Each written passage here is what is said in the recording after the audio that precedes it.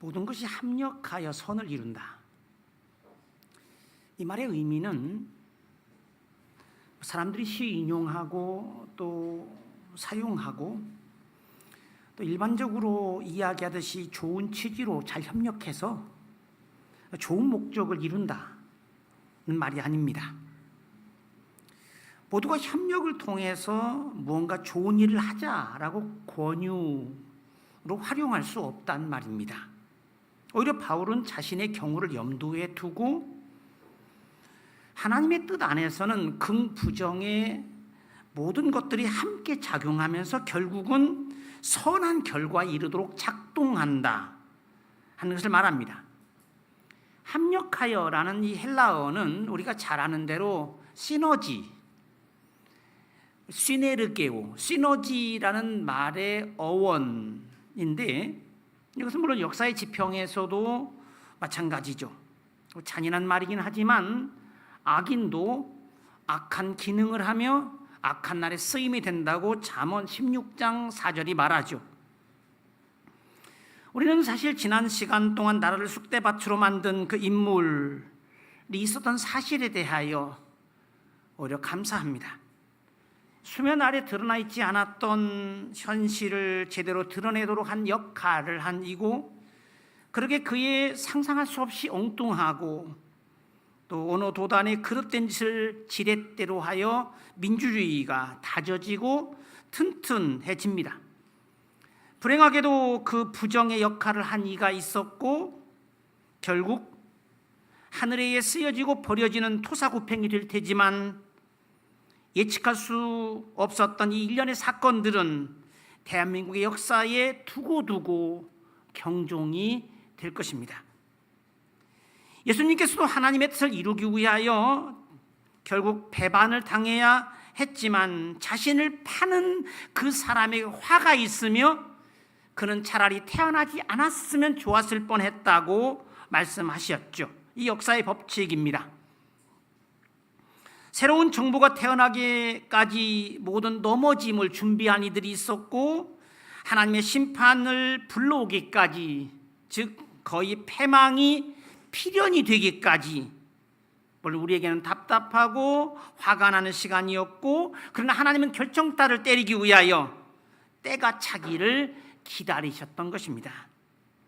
그 시간은 우리에게 인내의 시간이었고 투쟁의 시간이었고 기도의 시간이었죠. 다시 말해 고통과 탄식은 기도가 되게 했고 인내를 배우며 불필요한 것들을 떨궈내고 소망을 다시 뚜렷하게 하게 한, 환난이 인내는 연단은 소망을, 진짜 소망을 드러내게 한 기회가 되었습니다. 슬픔이 변하여 기쁨이 된 것만이 아니라 우리에게는 점검과 정신차림, 그래서 깨달음과 성장의 기회가 되었습니다. 이 정권이 바뀌었다고 긴장을 풀고 정신이 다시 느슨해져서는 안 됩니다. 우리 편이 상대를 제압하고 이긴 게 아니라 불의를 꺾고 정의를 세우신 하나님의 승리, 우리는 하나님께 감사하고 서로 축하합니다. 합력하여 선을 이룬다는 말은 하고 싶었던 것이 성공하고 형통하는 것은 물론 하지 않았으면 싶은 실패의 경험도 결국은 가치가 있는 것이었다는 것을 말하죠. 이 다른 번역들을 보면 새 번역은 이런데요, 그 의미가 조금 더 잘 드러날 것 같습니다. 하나님을 사랑하는 사람들, 곧 하나님의 뜻대로 부르심을 받은 사람들에게는 모든 일이 서로 협력해서 선을 이룬다는 것을 우리가 압니다. 공동번역이 이런데요, 하느님을 사랑하는 사람들, 곧 하느님의 계획에 따라 부르심을 받은 사람들에게는 모든 일이 서로 작용해서 좋은 결과를 이룬다는 것을 우리가 압니다. 새한글 성경은 이런데, 우리가 알다시피 하나님을 사랑하는 사람들에게는 모든 것이 한데 어우러져 좋은 결과를 이룹니다. 이것이 가로와 세로로 쌓이는 장작처럼 오늘 주보의 전면에 나와 있듯이 삼배짝이 장인인 하나님에 의해 배틀에 올려져 시줄과 날줄로 짜지는 하나의 짱짱한 직물이 되고 튼튼한 모직이 되어온 과정이었다는 고백입니다. 그런 훈련을 통해서 공격과 방어의 경우에도 패배하지 않을 전천후 신앙의 용사가 되었다.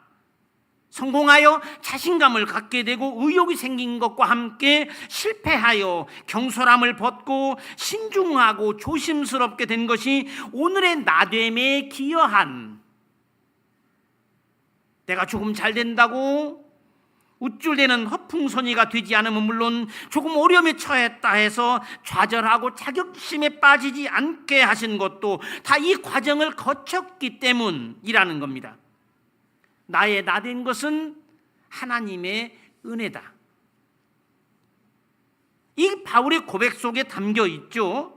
다사다난 속에 우여곡절을 지나온 시간은 모두가, 그 당시는 자기 자신도 알지 못했고, 그런데 제대로 된 사도가 되도록 하기 위한 하나님의 훈련 과정이었음을, 끝없이 겸손하고 어떤 위협에도 결코 굴하지 않는 오뚜기 같은 사람으로 태어나기 위한 이 단련의 시간이었고, 그는 그렇게 모든 것을 갖춘 사도가 되었습니다. 가난과 빈궁에 처해도 기꺼이 거뜬히 견딜 수 있는 사람이었고, 또 풍요로움을 충분히 누릴 줄도 아는, 사실 우리는 이거 잘 못하잖아요. 가난의 시절은 잘 견디긴 해도 풍요로움을 충분히 즐기며 사는 것을 하지 못하고, 또 반대로 그렇지 않은 경우도 있죠. 이러기 위하여 그 강을 건너와야 했고 산을 넘게 하셨구나. 신앙 고백이죠. 하나님을 사랑하는 사람들에게 보이는 깨달음, 하나님의 은혜는 그러므로 이후에 그 모든 걸 깨닫게 된 그에게 결코 헛된 것이 될 수 없었다. 하나님의 경륜 안에서 우리에겐 무의미한 것이 하나도 없었고, 사도 바울의 깨달음이었죠. 이룰 수 없이 이루 말할 수 없는 어떤 극한의 고통을 겪었고 좌절을 밥 먹듯 해오면서 하나님의 은혜는 늘 우리에게 족한 것이었다는 사실을 알게 된 거죠. 원하는 것이 이루어지지 않았음에도 그 고난과 괴로움을 통하여 오히려 내 심 너머의 힘을 볼 수 있게 되었고, 그것을 체험하는 기회가 되었고, 사실 우리가 지금 경험하는 것이 앞으로 어떤 도움이 될지 잘 모릅니다. 미래에 내가 어떤 사람이 되도록 작용하는 것이 될지를 저는 군대에 가는 이들에게도 늘 말하죠. 한두 사람 예외적인 경우는 있겠죠. 내가 군대가 좋아서 가는 사람도 있겠지만 대체로는 그냥 끌려간다고 생각을 하죠. 누가 원해서 가겠습니까? 그런데 이렇게 말하죠. 지금 맞이하는 어려움이 이 부자유 속에서 강제로 해야 하는 복무가 앞으로 너에게 어떤 보상이 되어 돌아올지 아무도, 너 자신까지도 지금 모르고 있고, 지금 무엇을 배우고 무엇을 훈련하고 있는지 알지 못하고 하는 고생이겠지만, 네가 지금 무엇을 준비하고 있는지, 다시 말하면 하나님이 무엇을 준비시키고 있는지 알 수 없지만, 그러나 그것은 사실 너를 위한 깊은 계획과 생각을 갖고 계신 하나님만이 아시지만,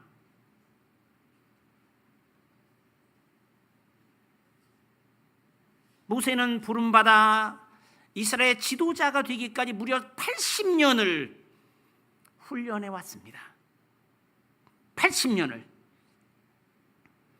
여러분, 성악가 중에 연광철 씨라고 이 바그너 축제가 열리는 바그너 축제가 열리는 바이로이트의 아주 단골 손님으로 초청받는 유명한 성악가 베이스가 있는데, 제가 그분과 함께 자전거를 타고 마나임의 하이델베르크를 간 적이 있습니다. 하이델베르크의 철학자의 길이라고 하는 곳에서 이야기를 나누는데 그분이 이런 이야기합니다. 목사님, 저는 늘 준비된 자가 되기를 바랐고 그것을 위해 애써왔습니다. 그러면 언젠가는 하나님이 반드시 저를 쓰실 것이라고, 제게 길이 열릴 것이라고 저는 믿었습니다. 우리가 언젠가 보았던 이 음악 동영상도 이분이 불렀던 노래입니다. 사람은 어려움을 당하는 순간 그저 그거를 견뎌내려고 애쓰지만 그것이 미래에 어떤 일을 위하여 준비하고 있는지 모릅니다. 그것은 훈련일 수도 있고 하나님의 뜻을 이루는 과정일 수도 있죠. 그런데 모두가 의미가 있더라. 하나님의 계획과 뜻 안에서 보니 무의미한 것은 하나도 없었고 원하지 않았던 실패가 한 축이었더라. 형통으로 성공하고 행복했던 것을 통해 용기와 격려와 기쁨을 얻기도 하지만 실패와 좌절을 통해 한편으로는 신중해지고 겸손해지고 또 다른 한편은 그걸 이겨냄으로써 돌파함으로써 더 강인한 사람이 될 수도 있었고 자신의 처절한 약함을 경험하며 결코 찬란치 할 수 없었던, 그래서 마치 뜨거운 불과 차가운 물을 오가며 쉴 수 없이 망치에 두들겨 맞으며 강철이 되듯이 더욱 튼튼하고 다듬어지고 완성된 도구로 오늘의 내가 될 수 있었던 것, 부정적이라고 여겼던 것들과 긍정적인 것들이 나를 구성하는 것들이었다. 신앙적으로 이야기하자면 뭘까요? 찬송과 기도 가운데, 감사와 탄식 가운데 참 그리스도인으로, 그리스도의 제자로 바뀌어가는 과정이라고 할 수 있습니다. 이게 하나님의 경륜 가운데 이루어진 것이었더라. 내가 지나온 걸음 하나하나에 하나님의 발걸음, 하나님의 도움과 동행이 없었던 적이 없었고, 그래서 자신의 길을 살펴볼 수 있는 사람이라면 지금까지의 삶이 필연일 수밖에 없다고, 결국은 선한 목적을 이루고 감사하는 것이 하나도 없고 하나님의 은혜는 우리의 생각을 넘어서서, 어떤 농부가 기도를 했다 합니다. 좀 자기 뜻대로 되었으면 싶어서 햇빛이 필요할 때는 좀 햇빛이 비춰주고 좀 비가 와야 할 때는 좀 비가 또 와야 하고, 하나님이 그 기도를 들어주셨는지 농부가 원하는 대로 다 된 거죠. 햇빛이 쨍쨍 쬐야 할 때는 햇빛이 비쳤고 비가 와야 할 때는 적당한 양의 비가 왔습니다. 이제 가을이 되었습니다.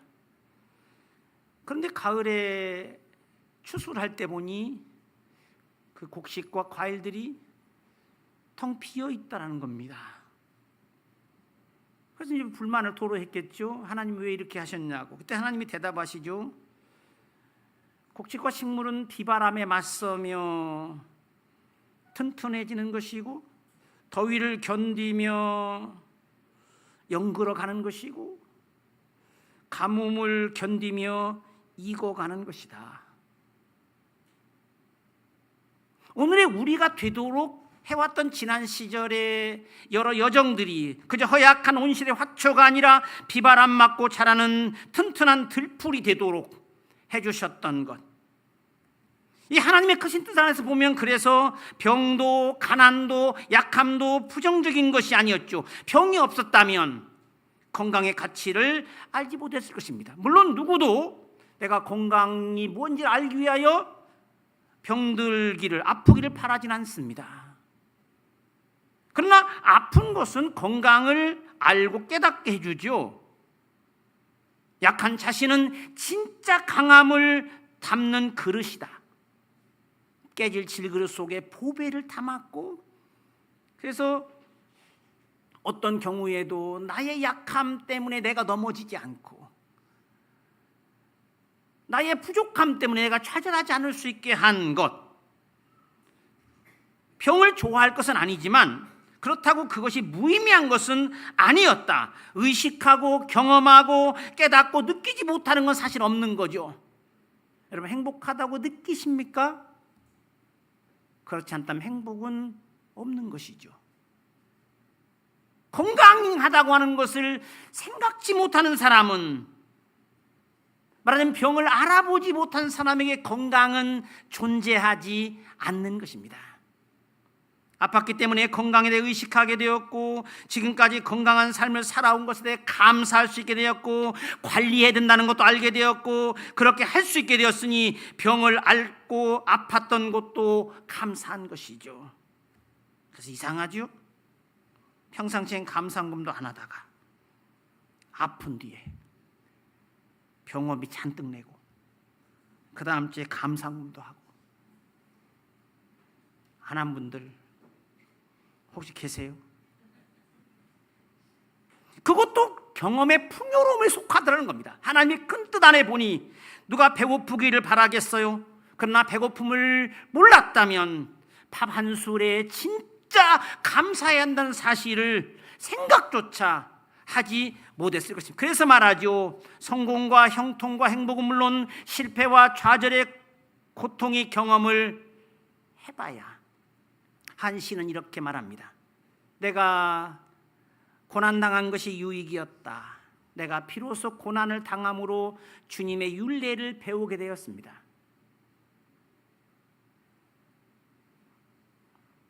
아파봤으니, 굶주려봤으니, 쪼들려봤으니, 무시당해봤으니 타인도 이해할 수 있게 되었고, 그 반대도 마찬가지죠. 그래서 멈출 줄도 알고 절제할 줄도 알고, 그러므로 이르게 된 것이 뭔가요? 바울의 사나 죽으나 살아도 주를 위하여, 이젠 죽어도 주를 위하여. 바울은 알았죠. 자신에게 브레이크가 있는 것이 얼마나 감사한 것인지를. 육체적 약함은 말할 것도 없고, 그는 보통 안질이나 혹은 간질을 가진 병자였다고 여겨집니다. 허약한, 소위 걸어다니는 병원이라고 불릴 정도로 자신의 치명적인 병을 가졌던 의사처럼 이렇게 말해요. 육체의 가시, 곧 사단의 사자라고 불리는 그것이 있었죠. 학자들은 물론 이것이다 저것이다 추정을 하는데, 그는 무려 그거를 고쳐달라고 3번이나 간절하게 기도했고, 그가 받은 응답이 무엇입니까? 내 은혜가 내게 족하다. 이것이 은혜로 고백되고 있죠. 제멋대로 살지 못하도록 절제하도록 하는 족쇄처럼 기능하는, 여러분 다 아는 대로 병원 한 번도 가본 적이 없다고 건강하다고 몸을 함부로 쓰는 사람들을 우리는 얼마나 많이 보았습니까? 그 방지책이었던 거죠. 허약한 몸은 그를 제 힘으로가 아니라 오직 하나님의 능력으로 살 수 있다고 하는 믿음 안에 살게 하는 동력이었고, 마치 우리가 어떤 비유를 들 수 있을까요? 마치 200km 잘 나가는 고급 자동차를 주고서 네가 알아서 절제해서 100km씩 다녀라.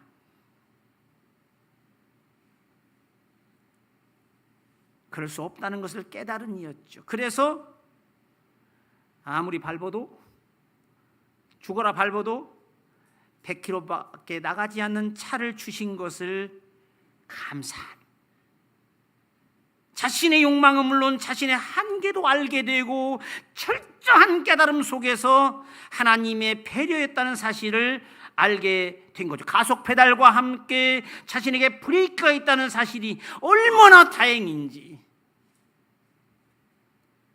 사도 바울의 깨달음이 여기 있습니다.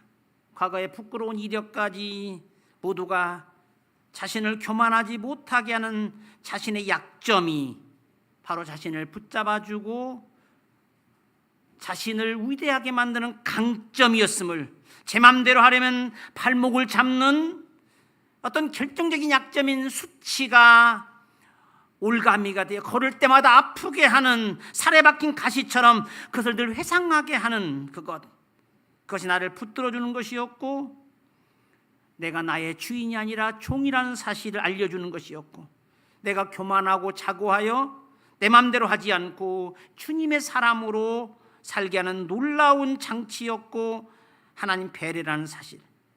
그러므로 그 약점이 그의 강점이었죠. 내가 약한 그때에 나는 강하다. 그의 대답이죠.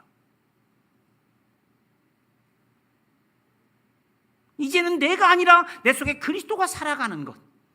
그의 고백이 바로 그거죠. 사실 제가 가진 장점이라고 하는 것이 그 사람을 망치는 치명적인 약점이 되었던 것들과 반대입니다. 이단자에 속한 사람들이 다 그런 사람, 박태선, 문선명 같은 사람들은 특별한 은사를 체험했던 사람들이고, 다른 사람들이 갖지 못한 예외적인 능력을 얻었던 사람들입니다. 그런데 그들은 브레이크 없이 질주하는 자동차같이 결국 그들이 가는 길이 그렇게 된 거죠. 오늘날 대성공을 거두었다고 하는 대형교회 목사들이 빠지는 함정이 그것인데, 물론 의도하진 않았겠지만 남들의 찬사와 함께 하나님의 은혜라는 생각 없이 자신이 이루었다고 생각하고, 이게 내 교회라고 나의 소유라고 생각하고, 그래서 겸손하게 하는 쇠사슬에 매이지 않은 사람들이 된 거죠. 탈무드에 이런 말이 있습니다.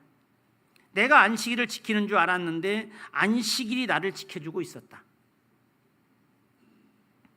나에게 힘든 과제였던 자녀가 실제로 우리가 드린다고 여겼던 예배와 기도가 사실은 떨치고 싶었던 고난이 오히려 어쩔 수 없이 해야 했던 그 일이 나를 지탱해 준 이유가 되었고, 나를 붙잡아 준 힘이 되었음을. 사실은 목사도 괴롭히는 교인들이 좀 있어야 기도도 좀 하고 늘 조심도 하고 하는데, 우리 교회는 그런 사람이 없어서 더 걱정입니다. 조금은 있어야 되는데. 내가 지금 힘들게 싸우고 부르짖으며 견뎌내는 거 쉽진 않지만 적어도 우리에겐 믿음이 있죠. 거기 하나님의 뜻이 있음을. 지금은 이해할 수 없지만 우리는 하나님에게 소망을 두고 나를 믿는 게 아니라 그분을 믿는 것이죠. 그의 생각, 그의 능력. 그래서 우리가 지금 겪는 것이 미래에 어떻게 작용할 것이며 내가 어떤 사람으로 만들어지게 될지 몰라도 분명한 것은 이것을 통해 내가 주님의 사람으로 빚어지고 있고 주의 손의 도구로 다듬어지고 있음을, 그러니 단 것, 신 것만이 아니라 쓴 것도 맛이라는 것을 알게 된 거죠. 그것은 원하지 않는 경험들도 인생에 허락된 풍요로운 경험이었음을, 내가 알지 못한다는 것이 곧 내가 그만큼의 뜻은 아닌 것을, 나의 삶은 내가 이해하는 것 그 이상인 것이죠. 내가 아직 모를 뿐 나의 시간은 조금도 헛되거나 무의미한 것이 아니다. 그저 하나님께서 나에 대하여 깊은 생각과 큰 뜻을 가지고 있다고 하는 것을, 인간적인 방식으로 이야기하자면 처음부터 계획하고 오랜 숙려 기간을 통해 숙고하고 묵히고 점검하고 살피고 다드신 그 깊은 생각 속에 그 뜻과 섭리를 우리는 믿고 있는 것이죠. 그래서 지금은 이해가 되지 않고 지금은 힘이 들어도 거기서 하늘의 뜻을, 그러니 자신의 삶에 무가치한 시간은 하나도 없었고 하나님의 인도와 동행에는 공백이 없었다는 걸 인정하는 것입니다. 지금 우리는 눈이 어두워 우리의 앞길이 내일 무슨 일이 날지 알 수 없고 그저 내 앞에 발걸음을 살피며 현재를 살아갈 뿐이지만, 내일이 어떻게 될지 알지 못하는 우리들에게 감춰져 있지만 우리는 믿고 있고 알고 있죠. 하나님 우리를 위하여 계획을 갖고 계시고 지금까지 그래왔고 앞으로도 그러할 것이다. 교회는 박해와 분란과 어려움이 있지만 그걸 통해 오히려 성장하는 기회가 되었습니다. 정리되어야 할 것이 정리되고 환난과 시련을 통해 하나님의 의로운 도구로 더 다듬어지고 더 기도하고 하나 되는 기회가 되었던 것. 창세기 8장 22절에는 이런 말씀이 있습니다. 여름과 겨울, 곧 여름의 더위와 겨울의 추위도 결실을 위한 과정이라는 사실을, 우리가 성공하고 형통한 것도 물론 감사한 일이지만 때때로 겪는 시련과 위기들이 어떤 우리를 다시 하나님의 사람으로 만들어주는 그런, 이것도 감사하고 저것도 감사하고, 그저 믿음과 소망 속에, 소위 기도와 찬송 속에 이겨나가는, 어려울 때 기도하고 형통할 때 찬송하며 어떤 걸 통해서든 하나님이 일하시는 걸 보게 되고, 그래서 매일이 기적이고 신나고 행복한 것. 어려울 때도 마찬가지로 내가 잘 파악이 안 되고 지금 이해하기 어렵지만 분명한 것은 언젠가는 물론 알 수도 있을 것이고 또 몰라도 괜찮지만 하나님의 깊은 뜻이 계시다는 것, 우리는 우리를 위한 하나님의 깊은 계획을 믿습니다. 그리고 소망하는 가운데 살아갈 수 있기를 주님의 이름으로 축원합니다. 하나님 아버지 감사합니다. 주님은 우리에게 반석이시며 방패이시며 힘이십니다. 주님의 뜻이 아니라면 참새 하나 땅에 떨어지지 않을 것임을 믿습니다. 주님은 우리의 머리털 하나까지 세시는 세심함으로 살피시고 돌보시는 분이십니다. 주님을 진정으로 믿게 하시고 어렵다 하여 우리의 믿음이 흔들리지 않게 하시옵소서. 우리를 향한 주님의 크신 사랑과 많은 관심과 놀라운 계획이 있음을 믿고, 우리가 모든 걸 이해할 수는 없으나 깊은 뜻과 힘이 담긴 주님의 말씀에 순종하여 우리가 주님의 도구로 사용되는 복이 있게 하시옵소서. 우리가 형통할 때 참으로 겸손한 가운데 감사하며 기뻐할 수 있게 하시고, 우리에게 어려움이 있을 때 진짜 기도를 배우며 더욱 용기 백배하는 가운데 신앙적으로 자라고 내적으로 성숙해지게 하시옵소서. 그리하여 이러나 저러나 우리가 항상 주님의 필요에 소용되는 주님의 사람으로 다듬어지고 살아가게, 모든 것이 함께 작용하여 주님께 기쁨과 영광이 되기를 구하오며 우리 구주 예수 그리스도의 이름으로 기도하옵나이다. 아멘.